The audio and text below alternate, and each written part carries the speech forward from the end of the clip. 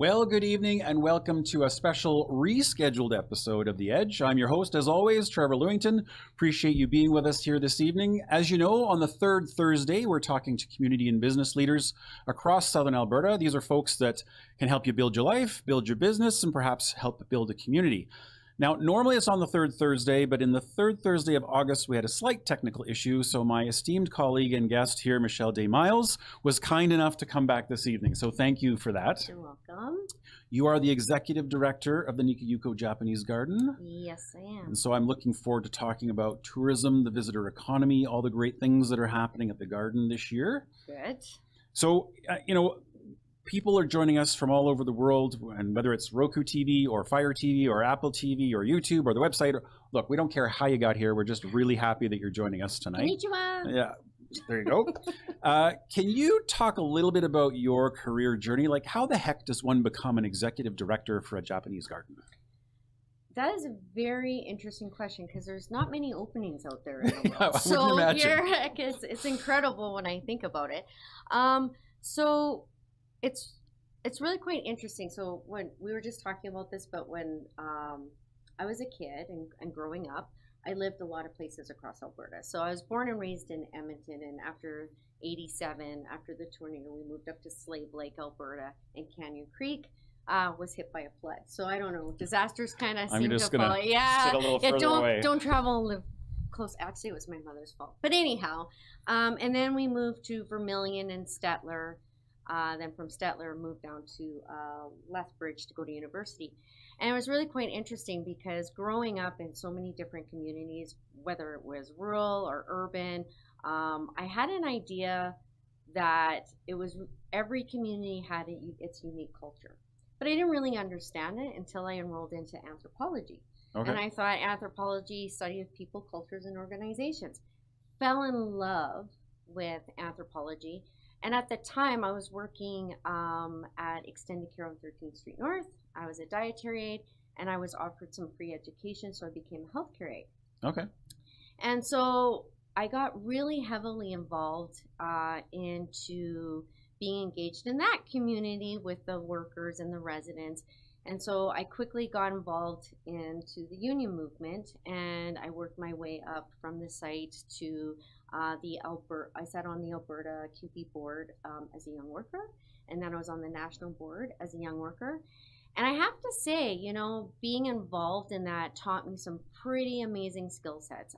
People don't think about that. I think they think collective agreements and workers' rights and things like that. But I learned governance, Robert's Rules of Order, and minute taking. There were so many things that I learned from that. Because union business is pretty structured and it's pretty organized, and there's legal implications, so it all stacks together, right? Absolutely. So that actually, I became an advocate for senior housing. Okay. And so I was also joining other organizations like Friends of Medicare, and I was quickly felt that I was making an impact, I was making a difference, I was bringing to attention some of the injustices or the things that were happening through different levels of government. So then I thought to myself, okay, I have my anthropology, I have these skill sets, obviously I have passion, and so I went back to university to take some management. Okay. So I was becoming one of those questions at the family dinners, like, so, lifelong student, absolutely. When are you getting a real job? When are you getting a real job? And are you sure this is the path you should be taking? Power to the people. Anyhow, and so I took management, and then a job opportunity in Claresholm, Alberta opened up. And it was to be the CEO of a large level seniors facility. So I thought, you know what? I'm going to take this. So I jumped into it and moved to Claresholm for 4 years. And that was an amazing opportunity because while I was in Claresholm, I got to sit as the vice president for the Chamber of Commerce. Oh, okay. And then I sat on the Town of Claresholm Economic Development Committee. That's a topic near and dear to my heart. I thought so. And then I took some Economic Development Alberta courses that were being offered. So then again, that passion of community, that passion of like the governance and being part of that.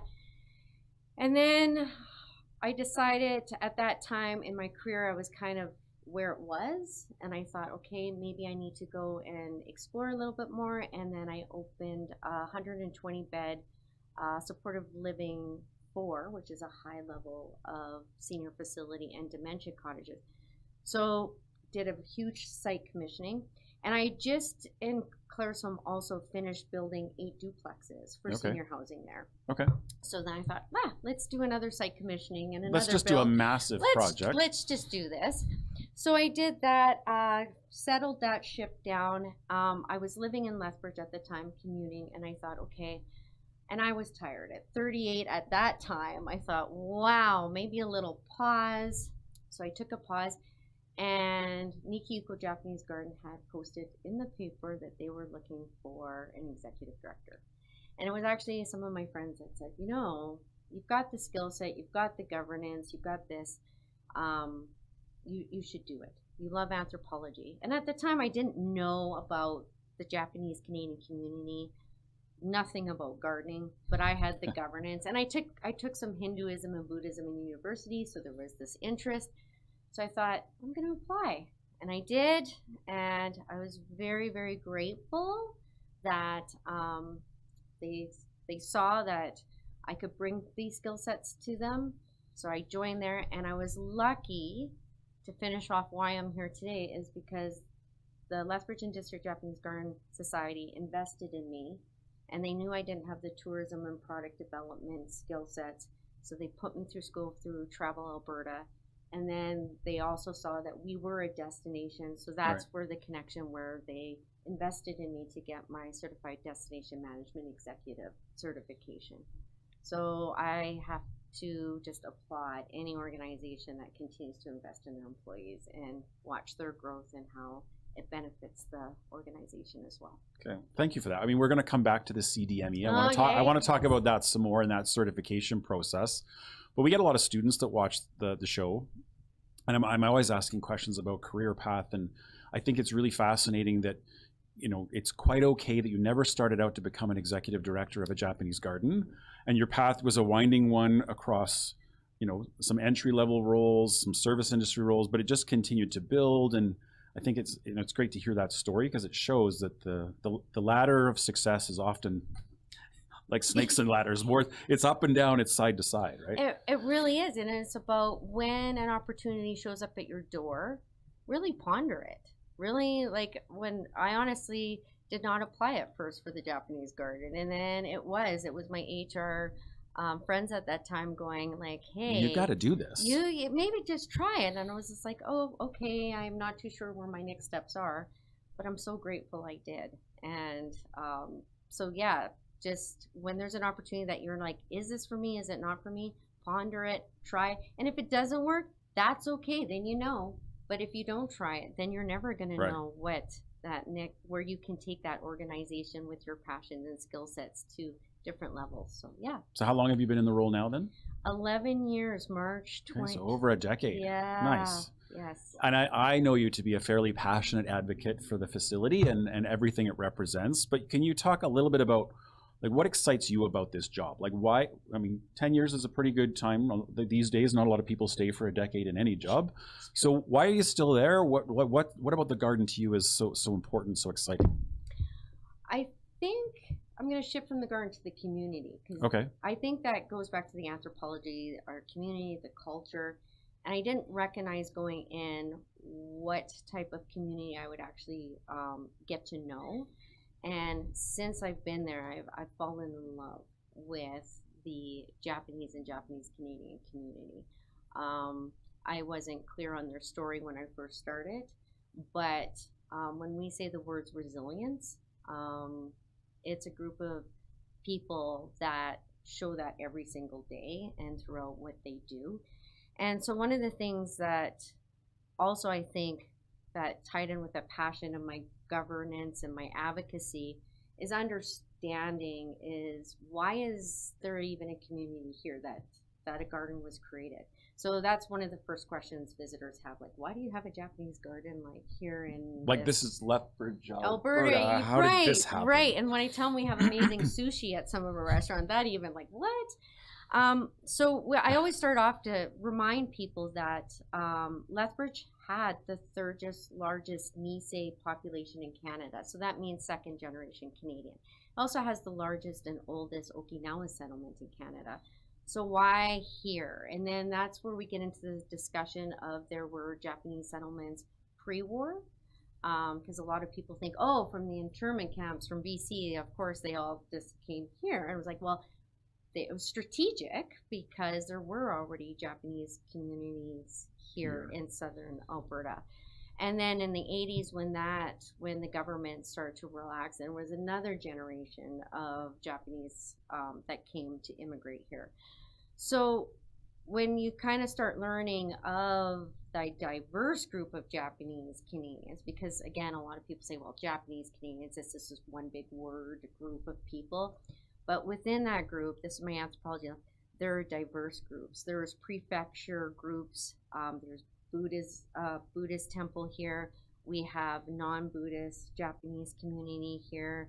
Like I said, pre-war, post-war, the Okinawan group that identifies differently as well. So working with those communities, watching them partake in their cultural identity or programming or traditions or customs or their significant historical placement here, that's what keeps me at my job, is working with those communities to make sure that they're being reflected through the garden in the right ways. So yeah, because I mean, it's a beautiful garden. It's a lovely walk. If you've never been, you need to come to Lethbridge and go through, hang out, meditate, go to some of the events. But it's not just a garden. It's, I guess, in a way, an embodiment of their culture and their identity. And you're the guardian of that in many ways. I try to be, or I try to empower them to be.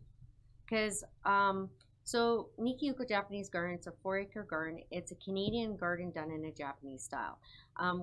And for those who love Japanese gardens, you might be familiar with two philosophies of Japanese gardens. There's an upper path and a lower path. And one of the lower paths is the Japanese community at the time that the garden was being considered knew that you can't just take like a garden out of Japan and plant it here. I mean, it's probably not going to last long. Zone 3, dry, arid, it's not happening. But the second philosophy of Japanese gardens is, does it reflect the community that nurtures it? So Dr. Kubo, when he came here, he was very strategic to ensure that this was a Canadian garden done in a Japanese style. So taking Canadian horticultural pieces, working with the community to build the garden, you see that Canadian landscape and design throughout the garden. And it's very significant. And at the end of the day, our role for the society is also to ensure that we stay true to that authentic design that was built on Japanese historical customs and traditions of Japanese gardens. Because if you take that away, you have a really nice park. You don't have... And a park's a park, so a whatever. A park is a park, but a Japanese garden needs to be respected, and it needs to maintain that reflection of their traditions and customs. So it's very, very important. Yeah, so with the garden, I don't know where I'm going to go from here, but like the garden itself, a lot of people think it's peace and serenity. So this is a myth that I need to like talk about. Okay. So there are definitely elements and spaces and places with the garden at times for peace and serenity. Unless the drummers are there. Absolutely. Okay. So the garden, when it was created, I mean, our founders were Kurt Steiner, and he was, I think, the president and creator of our first business borough and tourism agency for Lethbridge. Okay. Cleo Maurer was the editor of the Herald, and Reverend Kawamura. So when the three guys got together, it was for Centennial Project, and it was actually for an attraction. Well, the rest of Canada were building Husky Towers. They decided to build it, right? They decided to build a Japanese garden. And the intent behind it was not a reflective Buddhist garden. There's definitely elements of that in there, but it was actually to pay tribute to those of Japanese ancestry for their contributions to southern Alberta. And so when you reflect it in that way, and when the garden opened, one of the big things, it was a celebration. And to have Prince and Princess Takamatsu come from Japan to open up this garden in 1967, that was the first time that people who have left Japan pre-war got that direct connection back to Japan with that visit. So it was very emotional, very significant. And I think that was one of those moments where that garden was like a diplomatic place as well, that the next consul generals for the 25th anniversary brought back Prince and Princess Takamado to 2017, hosting the Imperial family, Princess Ayako-sama.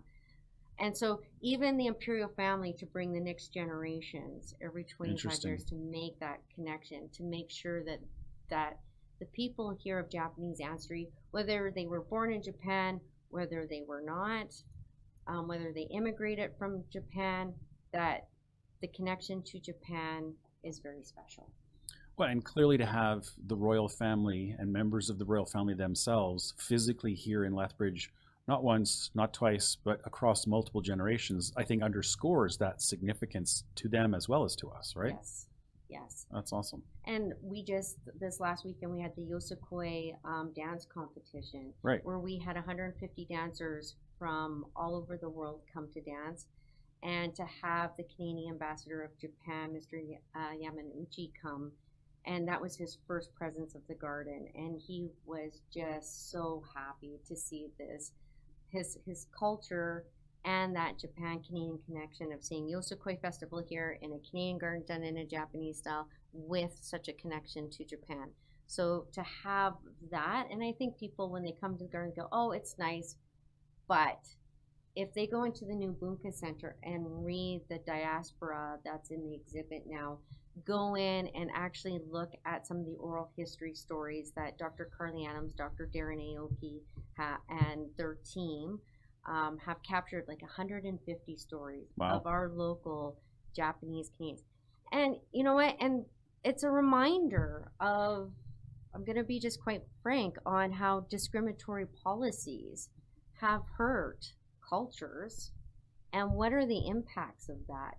And that's why we host the annual Fuyu Ride, is a reminder that the Japanese Canadians, because they were Canadians, they did not have the ability to work or live in the city of Lethbridge. And if people want to learn more, I highly recommend reading that book by Called Forgiveness by Mark Takamado. There's Gaman by Art Mickey. Joy Koagawa has written books on this.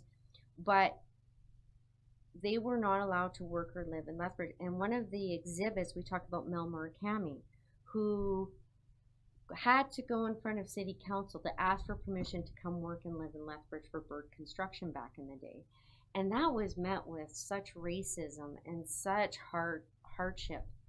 And then just 15 years later of living that, says, okay, I want to give back to the community. I'm going to help the community build a Japanese garden.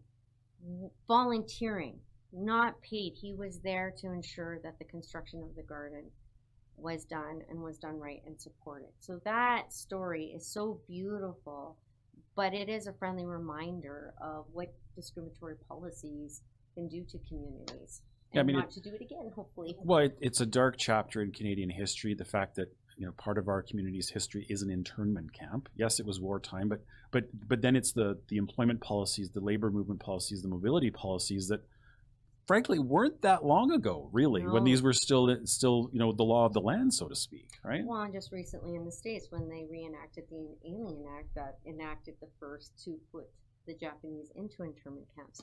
And that's one false narrative too that we always like to share with people who visit the garden, is Lethbridge did not have an internment camp, but if you look at how they had to live in this vast area of southern Alberta, there were no fences to be an internment camp, but the region itself essentially became an internment camp. But they're resilient, and a lot of them stayed here, and we have to recognize, and when the garden was built to pay tribute to their contributions, one of the things I quickly want to point out, those contributions hadn't stopped. It wasn't like the garden was built and everyone went, thank you, we're out. the community is still here. They're still giving. They're still participating. They're very passionate.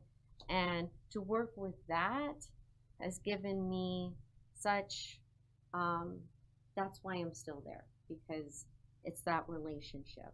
And they've trusted me to work with them to celebrate or even explore their cultural identity, because a lot of our community, they lost that. They were told to Canadianize. I don't speak it. But now their children are like, I'm into manga. I'm into Pokemon Go. And all these older people are coming to me going, you need to help me find my Japanese identity so I can relate to my kids who've embraced it. Who've rediscovered in a way. They are. And to watch that passion come alive in somebody is just absolutely amazing.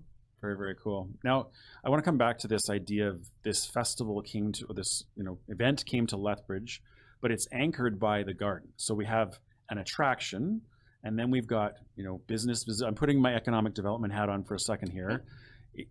I guess that's really the goal, right? Is to magnify your impact through events, through other things coming here as a result of having the garden. It's bigger than just the garden itself again, right? Yes. Well, one of the consul generals who visited, again, Nikka Yuko is such a diplomatic, beautiful place. One of the things that he said, it's Nikka Yuko, means Japan, Canada, friendship. Doesn't say Lethbridge, Japan, friendship. It's Canada. And when they were naming the garden, I think they had such a bigger vision than we grasped until just quite recently of what that could mean for our city of Lethbridge. And to host this was the first international Yosakoi competition in North America. So to have... It's kind of a big deal. It is a big deal, but that came about relationship forming with the Calgary Japanese Canadian Association, the Edmonton Japanese, and then they were like, we have this Japanese garden in southern Alberta. It would be perfect to host this. So then Toronto and Vancouver jumped on. And I thought this was interesting because if you read Art Mickey's book when they were talking about why did Winnipeg, of all places in Canada, be the home for reparations of Canada, when you had such strong Vancouver, strong Toronto, and the community decided it needed neutral territory. Interesting. And so I thought when they called, they said, we have to have it in Lethbridge. And at that time, we didn't have a team. So I thought, we are the neutral territory. Wonderful. Lethbridge has now created a Yosakoi team. So Love it. I will work with them, and hopefully we can have the festival back. Now, speaking of building relationships and the fact that this is, about community, you've traveled to Japan to try and strengthen our bond and our connection. What was, what did you experience when you traveled? What was the goals? What happened there?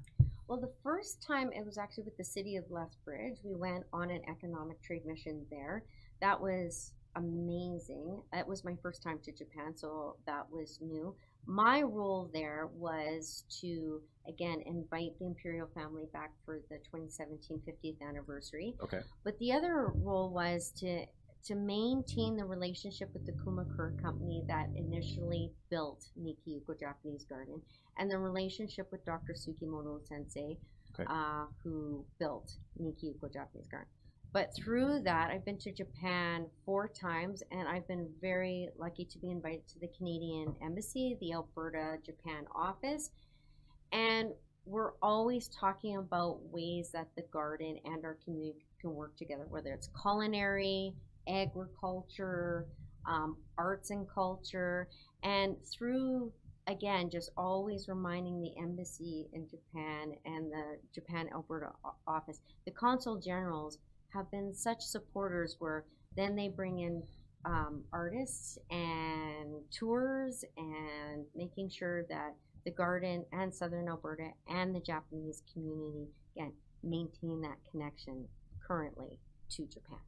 Yeah, I don't think people realize the number of agricultural exports and even processed finished products that are made in Lethbridge and region and shipped directly to Japan. We are a big supplier, and I've always appreciated when you host events with the Consul General and invite people like me to come and strengthen. But it is a unique opportunity to talk about the benefits and the strengths of our region and sell, if you will, Lethbridge and southern Alberta. So yeah, I always appreciate those events and those opportunities. The garden obviously has a long history in Lethbridge. There's a very culturally significant. So what does the future look like? I mean, what comes next? This is a fairly mature facility, both in terms of, the physical aspects of it, but also, I mean, horticultural programs. It's got to be a challenge as you look forward. Like, what comes next for the garden? Well, I'm really excited. So last year, the society and the city got together and they completed a 10-year master plan of the garden. It was adopted in principle by our city council. So from there, what comes next is that there are recommendations and realizations, like you said. The garden is aging. It's a living asset. What next? So I think there are a couple challenges that we're going to have to work together as a community to work on. One is ensuring that we have the inventory done, and then the species, and then looking at that and working with consultants to say, okay, climate change is real. How is this going to impact? And when is this species going to continue? If not, what is same like? Because again, we have to remember that we have to maintain the design, the authentic design of the garden. Yeah, you want to stay true to its roots and to its history, and absolutely. Yeah. So that's number one. The community-wise, I'm really excited because the Lethbridge and District Japanese Garden Society, as we've grown, so has the Nikka Cultural Society. And the Buddhist temple has united to become one temple since 2009, I believe. So we have a lot of crossovers of services and programs and events, and we're all so supportive of each other. But now it's time come to say, okay, as a team, what is the roles and scopes of each organization? Where can we be supportive, and where do we maybe have duplication? Or because there's only so many volunteers in the world, there's only so many, and we just saw this. It was such a beautiful month. So this was the government of Alberta last year deemed September as the first Japanese Heritage Month. So this year we had the National Association of Japanese Canadians convention here, alongside with the Nikka Cultural Society, Bunkahashi, anime, cosplay, with alongside the JCAs in Calgary, Yosakoi. Then the following week, the University of Alberta just hosted the Japanese Studies Association of Canada conference. Wow, okay. And then Nikka Yuko finished off with the Golden Maple on October 3rd, where we talk about Ainu people of Hokkaido, and we introduce them to some of the Blackfoot people here in southern Alberta.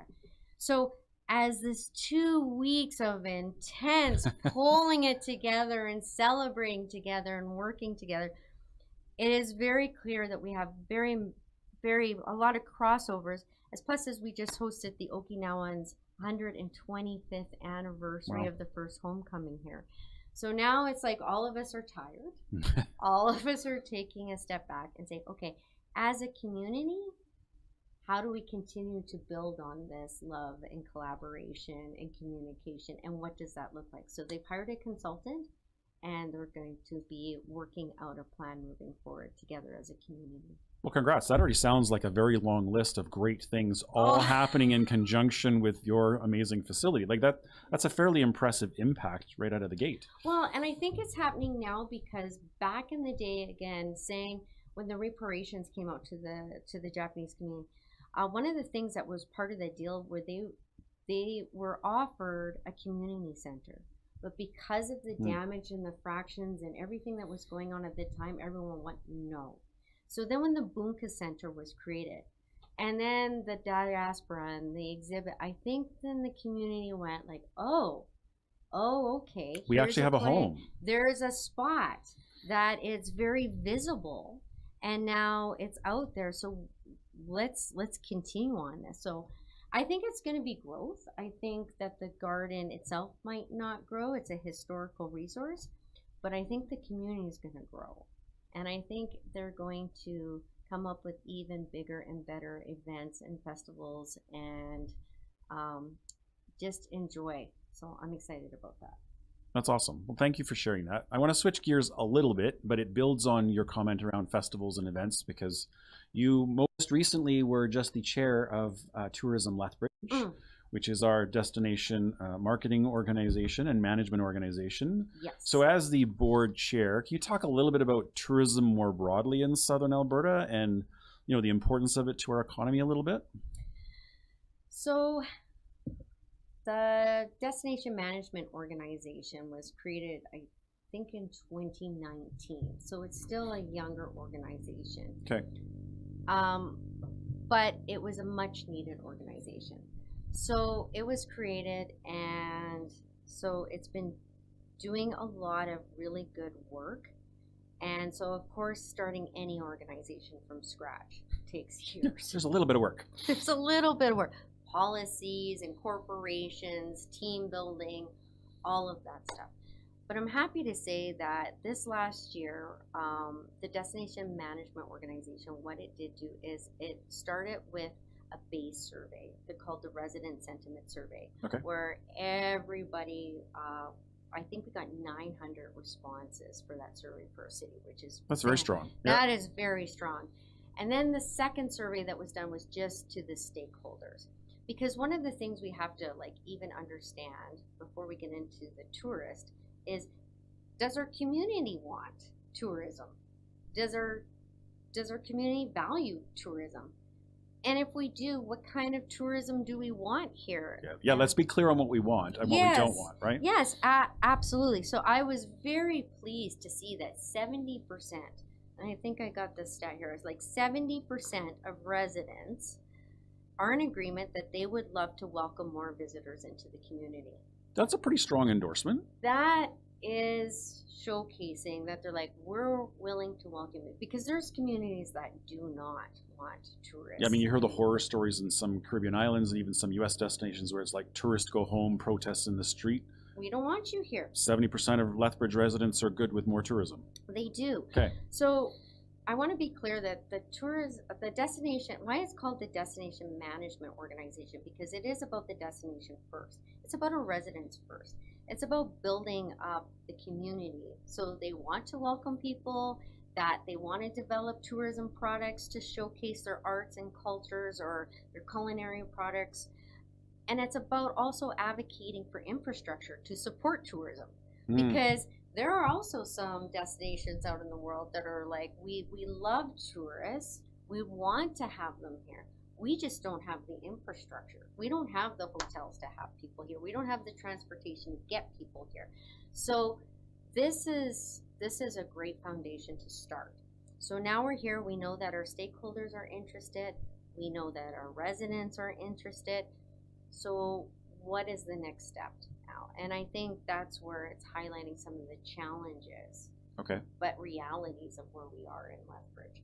So some of the things that came out in the survey and that are an election issue right now is, first and foremost, we have to understand how there's confusion around branding in Lethbridge. We have Tourism Lethbridge, we have Visit Lethbridge, and now we have Excite Lethbridge. So when you're going to the trade shows to advocate for people to come here, there's some confusion of navigating who to talk to, why to talk to. And so a destination management organization's role is to be that kind of filter to the community to navigate for these people for business events and sports of, we're going to get you to the right people to talk to. One point of contact is kind of the conduit. One point of contact. So we have kind of three committees that are very passionate about bringing people to Lethbridge. We have business and events. We have sports tourism, and that DMO works close with Sports Council. There's an MOU, so they work really well together. And then we have the attractions committee that want tourists to come here, arts and culture, the fort, Nikka Yuko, of course. And then we also have our Indigenous committee. This is the first time that's ever been here in Lethbridge, and it takes time to understand, what does product development look like? So this is another challenge we have. How many export-ready products? So what I mean by that is, so Nikka Yuko has a product like yukata dressing. You put your credit card down, I'm coming from Germany, I want to wear that yukata and walk around your beautiful garden. It's a product. It's labeled as a product. I can sell it as a product. It's great. And I always tease, and everyone's going to smile when I say this, but a pancake breakfast is not a tourism product. It's a one-time event. It's a one-time event.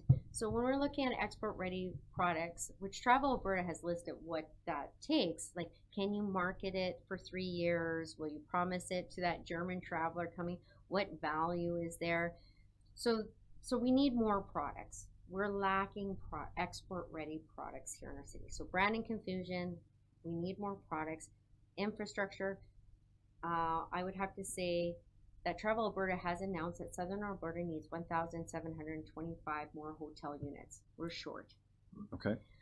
We are lucky to be in the middle of major historical UNESCO site assets. We can't pick those up and move those into Lethbridge. I can't go to Writing on Stone and go, you know what? Great, let's put them in Lethbridge and we'll build hotels. Waterton's lovely, but it's at least an hour and 20 minutes away. Right. So we know that we need hotel development in Southern Alberta. Where and what does that look like needs to be a conversation, which leads me to another challenge, transportation. Okay. Our airport. We need to make sure that people who are coming to Lethbridge, for the Yosekoi, for example, we had to get 2 buses down for 150, and we had another 2 buses of tourists coming down for that. So yeah, it's a challenge. So what does that look like? So we have all these challenges, and I think that we have to start from the top down. And I think one of our challenges is we don't have a tourism policy with the city of Lethbridge. Okay. And that's been talked about on council floor. Like, I think this, like an overarching sort of direction strategy around tourism and product development. Absolutely. We don't have that. And the other thing that I think that we need to really consider when we're looking at strategies is a regional strategy, just because of what I said. We have these amazing UNESCO sites. We have amazing agricultural food hub. We have the premier food corridor of Canada. There is so much, our energy sector that could benefit for energy tourism. So what does that look like, and how can we support each other to, you know, rising water floats all boats for a good, strong strategic plan? Okay. Now, you've hinted at some of those things already, but we have an audience, hopefully, of people that are watching from around the world. What is why do they need to come to Lethbridge? If you were to give them the elevator pitch on why here, you've listed some of them, but why is Lethbridge such a cool place to come to? I think Lethbridge is a cool place to come because, one, it's affordable. It's cultural, okay. It's historical, and when you get here, the people that you will meet and the services and the experiences you'll have, as we always say at Nikka Yuko, you will experience the friendship. And I think that surprises people when they first arrive in Lethbridge. Oh, I didn't really know you had a Japanese community and a very active China and a Mexican community that has these restaurants. Absolutely. Here. Right? The cultural diversity here really surprises people. The history really surprises people. And just understanding that it's also more affordable. It is more affordable down here. I always say Banff and Jasper are full. Come down to Lethbridge and experience an affordable Canada down here in Southern Alberta. Yeah, there aren't a lot of hotel rooms that are $500 to $1,000 a night here. Exactly. And that's a good thing. That is a good thing. And even the experiences here are affordable. So I always say that. Come experience a Southern Alberta backyard if you really want a good Canadian experience. Thank you for that. I want to come back to you again. So you're a CDME, Certified Destination Management Executive? Yes. I got that right? Okay. You did. So that's a credential. You went through, I'm sure, a lot of homework and a lot of classes and a lot of work to get there. But what is that credential and why does that matter? It's the highest level of credential that you can get in the tourism industry while focusing on destination management. And destination management, it's changed. Tourism sector has changed. It used to be the visitor center that you would drive to and get your pamphlets. Here's your map. Right. Mm-hmm. It's changed. So when you're looking at destination management, again, it is about the residents, being there for the resident, advocating for the residents, and making sure that your community is open, all of this. And so I went down to Washington, D.C. for a course. And the stuff that you learn going through the course, it took me 4 years, took me about 8 papers to get the credential. I'm twitching already. Yeah, yep. And I think you helped me edit one, so I appreciate that to all those who have helped me. But one of the interesting stories I had, so you're learning about the important that your community is welcoming to everything. And there's two things. One, I learned from Black Americans about not necessarily going out to target people to come to your community, but what would happen if we target other Black Americans to come to our community? We want to be the Black Americans in our community to welcome other Black Americans and make sure that they know it's safe, that they know that it's affordable, that there's culture here, but it's a diverse culture. Come learn about us. I always thought that about the Indigenous communities here. It's like, okay, well, let's talk to Indigenous communities and maybe start asking, hey, would you like to come to Lethbridge? How can I make you feel? So targeting who you want to come visit you. But in Washington, D.C., we're learning all of this about being inclusive and welcoming. So we go there, and the importance of convention centers to also communicate who are they out grabbing for conferences. So I went to this one convention center, 3,000 hotel rooms in this big convention center. I've never seen that in my life. So we go in, and I walk in, and they were hosting a Destination International conference at the same time as the Young Republican conference. And it was honestly one of those things that we went like this, and like, can we find things that we can align with together and support each other, but also recognize that there are some differences also? So that's when my light bulb went off. I went, yes, it is important. Don't go out there just selling yourself to attract whoever might be looking for affordability, or like make sure whoever you're attracting to your community will be welcomed by your community, and that your visitor will feel comfortable with your community as well. Okay, interesting. Yeah, I can imagine that was Washington, D.C. right now would be an interesting place to try and host any event. I think there's Yes. a number of complex considerations. As you think about your career, has there been someone who's been a mentor to you, and not necessarily by name, but has there been something sort of passed to you that you're like, upon reflections, like, yeah, that made a huge difference? Because again, I'm thinking about people that are maybe starting out in destination management or tourism more broadly that are watching tonight. What was a key lesson for you that you sort of like, thanks for that nugget from whoever? I've had so many mentors that have supported me in that crazy journey that I've been on, to be quite frank. One of the things that stood out when you're younger, and even today for me, I always have to remember that sometimes when you're fighting so hard for something and you know it's a great idea and you just don't seem to be getting anywhere, it's about taking that pause. And one time I was in this role, and that exact thing happened. This amazing opportunity was put on my plate, and I couldn't grasp it. I was like, this is great, but I couldn't sell it, and I didn't understand why. The budget was right, the plan was right, it made sense. It's where everything. You're like, this is the moment, this is the thing. This is great. And I remember calling someone because I just couldn't wrap my head around it, and she said to me, she goes, is this the hill that you're willing to die on? And I was 27 at the time, and I remember that phone call so vividly, and I'm going, what? What do you mean? And then she's like, you're fighting a philosophy, and maybe you need to take a look at that, and is this the hill that you're willing to die on? Maybe you'll win it, but you really have to think about it. I'll never forget that conversation, because I've met that over and over again, where I'm going like, okay, we're all working, we all think we're working towards something, and then there's this philosophy. Is it community led? Is it not community led? Do I want to be part of this organization? Right. And it is okay to leave when that happens, because other doors and opportunities will approach you with that right philosophy, right mindset, right skill set. So don't ever be scared to take those chances, and don't ever be afraid to leave. And leave politely. Do it the right way. Do it the right way. Do it the right way. But don't stay, because it will hurt you morally, ethically, and principally. leave and continue doing good things. Yeah, thanks for sharing that. As you look back, and it could be with the garden, could be before that, but as you look back on your career, is there one project that you're most proud of? You look back and you're like, that was mine? Oh, the Winter Light Festival for Nikka Yuko Japanese Garden.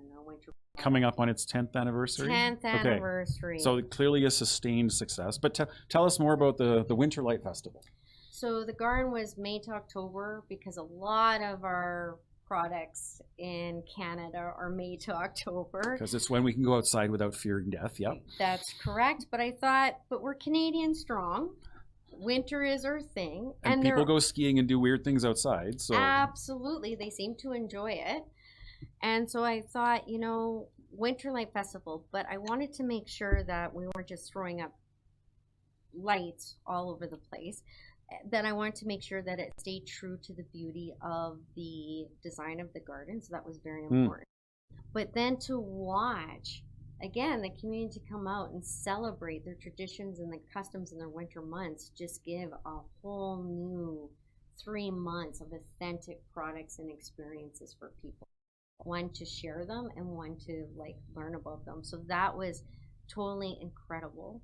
And I just want to say that, you know, I know businesses, when we put that Tomodachi package together for the Winter Light Festival, where they get a cupper's coffee, hot chocolate, whatever, with our local bakery matcha maple cookie. I mean, you're selling 5,000 plus cookies that year.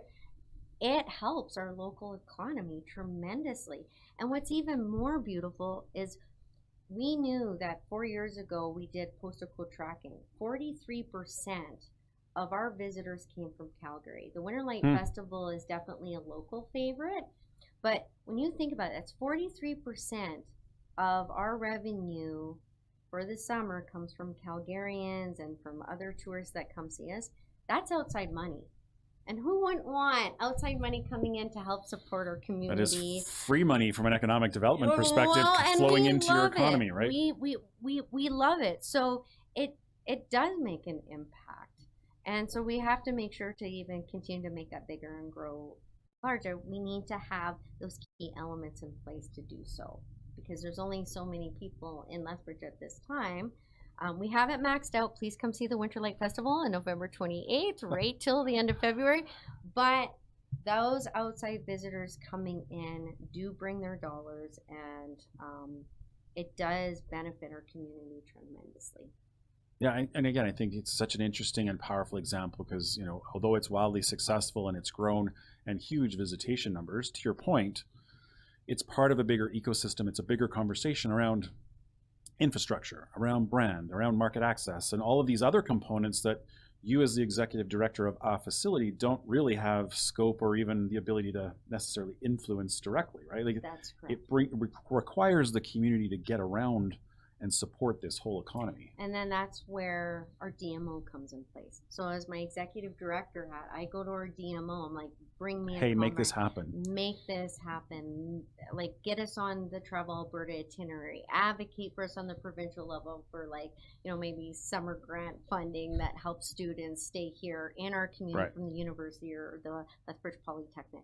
So yeah, our DMO can be a beautiful organization that champions our community for so many different reasons. Cool. Now, this show is called The Edge, and I wouldn't be doing my job if I didn't ask one of my final questions that I ask everybody. How do you maintain your edge? So how do you balance, you know, a crazy demanding job along with, you know, recently qualifying for this credential and all the work that was on top with having a life and, like, actually being healthy? And, like, so how do you balance things? What gives you your edge? Pure Irish grit. just tough it through. Pretty much. It's honestly the energy of other people that is shared with me that gives me my energy to advocate for them. And I'm so grateful that people have trusted me to be able to do that. So that, and, you know, sense of humor. And I have to say it, Trevor, do you know what grinds my gears? No, I'm joking. Do tell. Do tell. Everyone loves that show, I think. I love that what show. grinds your gears, Michelle? What grinds my gears? So I think having a good team with a sense of humor, passion for people, passion for human rights, when you work with that type of group of people, I mean, You can't help but be energized. you can't help but be energized. Okay. And maybe a little bit of the Japanese culture influence as I work with them. They're busy bees, they are hard workers, and I think some of that's rubbed off on me too. Well, that's maybe not a bad influence to have in your life, right? No. So is there anything that you'd like to leave with the audience tonight as we wrap up? Any final thoughts or anything you want to share before we close? So to tie it back to the garden's philosophy is, does the garden reflect the community that nurtures it? I said this at the Golden Maple. Right now we are in a municipal election. And at the Golden Maple, I said to the room that, you know, part of that garden's reflection and success is who we elect into council. They are the leaders. So when you go and vote, I really truly want people to stop and ponder and think to themselves, well, what do I want my community to reflect? How do I want my community? How is that going to impact our reputation? How is it going to reflect for the garden, our fee for services, our community development? So I want people to always know that their vote counts. They have to get out to the polls. Don't be scared of change. If that's what you're thinking, vote for that, because we want our community to continue to be reflecting one of the best communities that is out there. No, thank you. It's a great reminder. I mean, I think historically municipal elections in Alberta are around 30% voter turnout. And my argument is this is the level of government that affects you the most. Absolutely. And yet we're the most disengaged with it, right? So, yeah. Absolutely. And I think informed decisions are important. So get out there, take that time, get to know your candidates, get to know what those who have ran in the past have done in those 4 years, and then go to the poll. You don't have to vote for all 9. If there's people that you've studied, you're like, yes, but I'm not too sure. That's okay, because I think people forget that too. There's that anxiety, like, oh, I can't come up with a list. I can't. But it does impact our community, and we want champions for our community, because if we have champions for our community and community development, it makes it so much easier for a DMO to get out there and say, we have champions. Put your credit card down. We're going to come visit Lethbridge. We're going to have our event. We're going to come and bring tour groups to Lethbridge. And then Lethbridge residents, if they're happy, they're willing to welcome them, like the 70% of the residents that they would. So that's good. Yeah, happy residents are reflected in your visit experience. Right? Absolutely. Cool. Now, for folks maybe that are looking to buy tickets to the Winter Light Festival, because you should absolutely experience it if you haven't, they can get those on the website. How do people get more information about the garden and all the great work that's happening there? So the garden is still open until Sunday. Okay. And then we shut down. We do a wonderful yokai ghost story experience around the garden around Halloween. We collaborate with New West Theater. Okay. So please check that out. And after we close up the yokai ghost telling experience, then yes, online you can buy at the garden itself, but there's lineups. So I always say to people, it's really nice to get your tickets, go to the gate, have your experience, and get your cookie and hot chocolate. So that usually they launch pretty early in November. Okay. So please do. Awesome. Well, thank you, Michelle, for being with me and for accommodating our technical glitch in August and coming back. I appreciate you being on the show tonight. Thank you. I've enjoyed this. Well, folks, Michelle Day-Miles is the Executive Director of the Nikka Yuko Japanese Garden. Appreciate her for joining us this evening. And next week is our regularly scheduled show where we'll have Hal Roberts on. He's been a regular feature, a local broadcaster here for a number of years, who's recently switched gears and is now with the News Forum. So I'm going to turn the mic around on Hal and finally get a chance to ask him a bunch of questions. So I look forward to seeing you next Thursday night at 6 o'clock right here on Jess FM and Jess TV.